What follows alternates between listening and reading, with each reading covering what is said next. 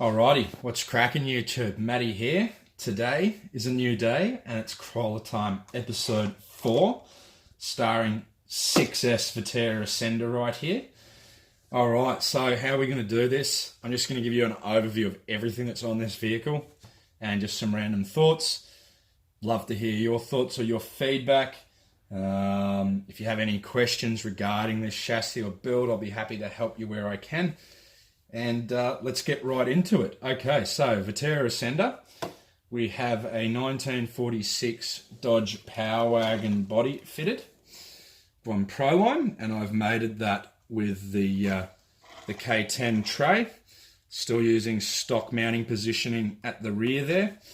I'm actually using Velcro stealth mounting there at the front, just so I didn't have to drill holes through the body. It's actually doing quite well for me. My wheelbase configuration is the 4th one, which is usually 314 wheelbase. I have some custom links in the back here, which we'll cover in a minute, but I'm actually 311.4mm wheelbase now. So slightly different, will work 314. Would also work with the tray that comes with this body on the back if you wanted to do that as well. The paint, it's been painted in this sort of odd gunmetal-y colour.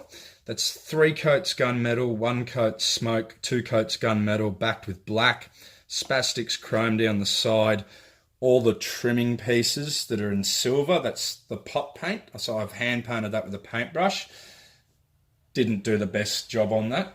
That was using X11, for any of you that were curious. Wheels and tyres we have fitted to this guy.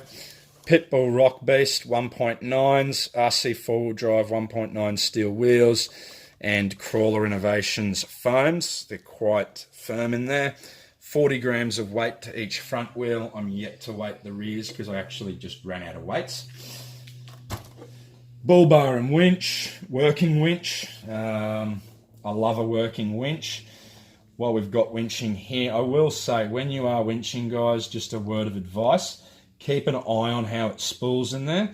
If it falls off the side of the spool into one of these gaps on either side, it will keep going and it will bind up and lock the unit up, and it's quite a pain in the backside undoing it. You may, depending how tight it gets bound in there, you may need to cut it to get it back out. So just pay attention when you're winching. It is very fun winching, so I understand we all get very excited. But yeah, just be a bit careful there, guys. Right, so I'll take this body off.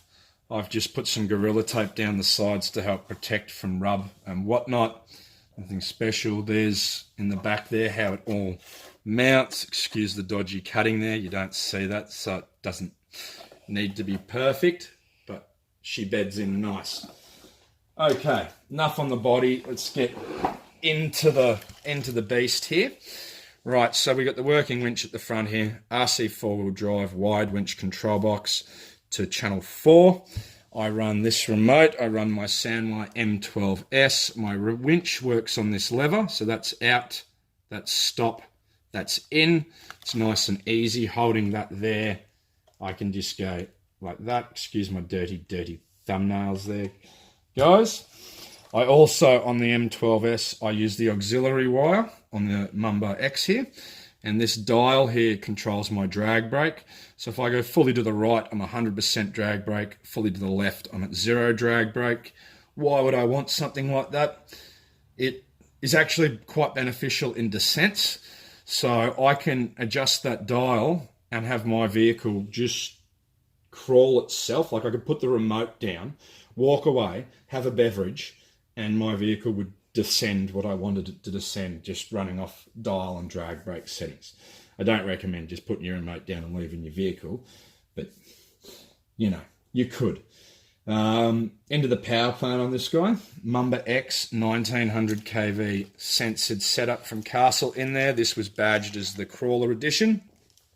I've predominantly been running this system on 4S and it's just kicking ass. Just a bit of an idea on trail run times on 4S. I have a 20-tooth pinion fitted. I ran a 2200 mAh 4S pack on Sunday. 2.5 hours on the trail, was reading 3.8 along all 4 and at 35%. So she's quite economical. There was mud out, there was lots of wheel spin, there was lots of throttle pumping. So I'm very pleased with my run times out of this combo. To touch it at the end of the 2.5, you could barely feel temps on 4S. So that's what's given me the sort of, let's see what we can do here with 6S. So I've made up an adapter harness, and I've got two 850 mAh 45 to 90 C nanotechs in there, running together as a 6S. It's very bitey. I will say my Castle combo in here is custom programmed with a very custom throttle curve. Punch controls at 80%. My throttle curve actually caps off my peak power, giving me a more smooth, consistent curve the way I want it. I have a custom brake curve as well set up.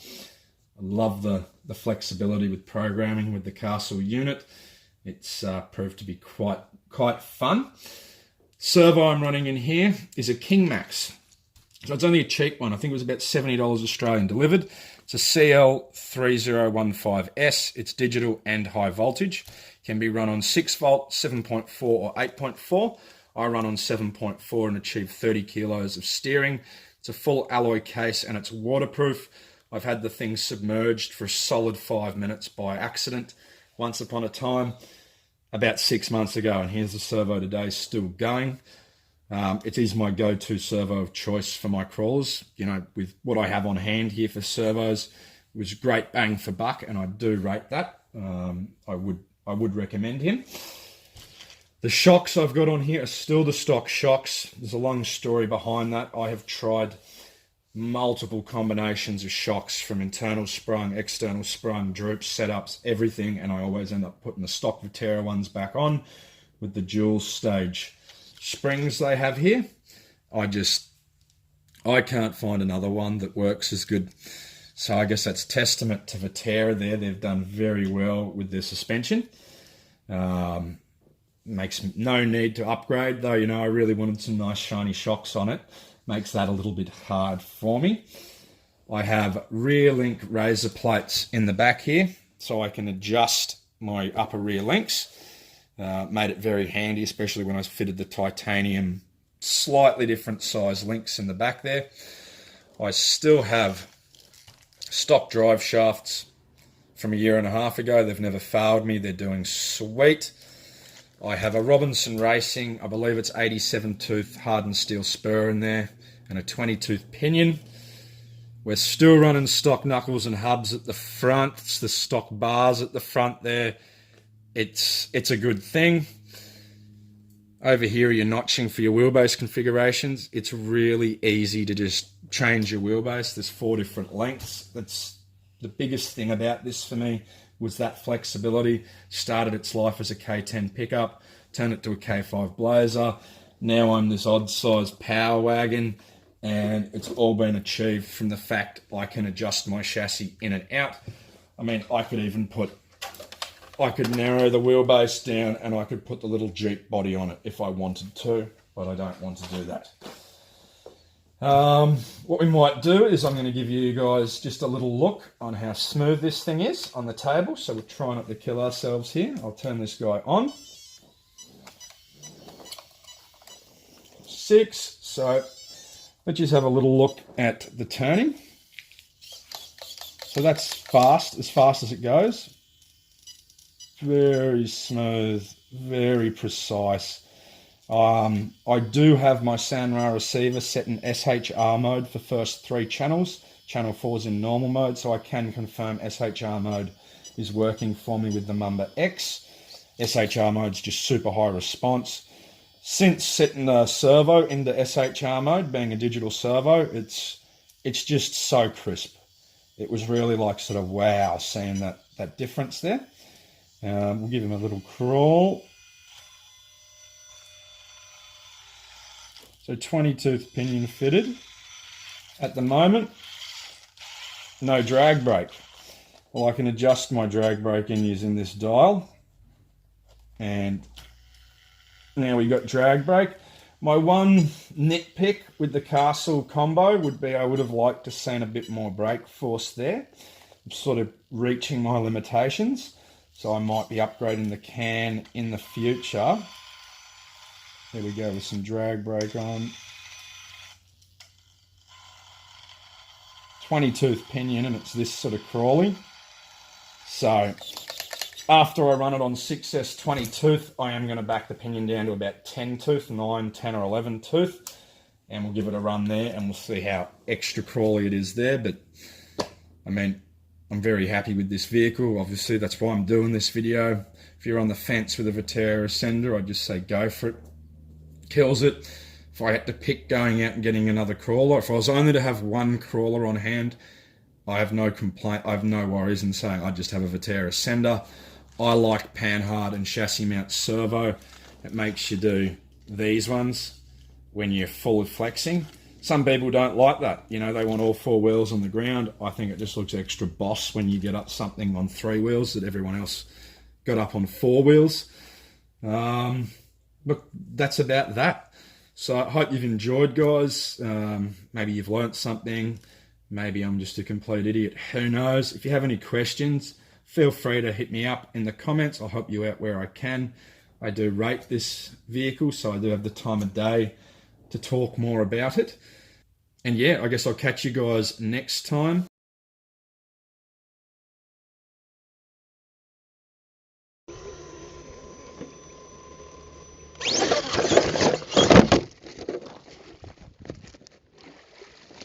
Shit.